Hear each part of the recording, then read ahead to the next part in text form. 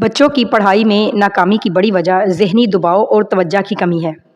اس video میں ہم بات کریں گے کہ کس طرح والدین اپنے بچوں کو پریشر کوکر بنائے بغیر ان کے ذہنی صلاحیتوں کو نکھار سکتے ہیں۔ پرورش اور پڑھائی ٹیلنٹ کی پہچان۔ بچوں پر پڑھائی کا غیر ضروری بوجھ نہ ڈالیں بلکہ ان کے چھپے ہوئے ٹیلنٹ کو پہچانیں۔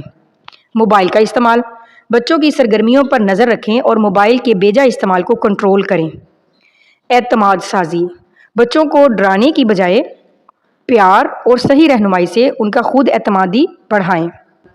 روحانی وظائف برائے برکت و کامیابی۔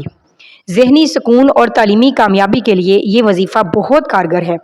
سورہ علم نشرح یادداشت اور توجہ کے لیے 11 بار پڑھ کر پانی پر دم کر کے پلائیں۔ یا حکیمو۔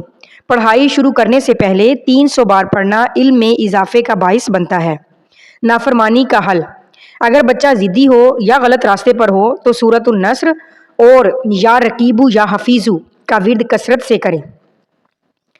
بچوں کو دباؤ میں نہ رکھیں بلکہ ان کی ذہنی اور روحانی تربیت کے ذریعے انہیں ایک کامیاب انسان بنائیں۔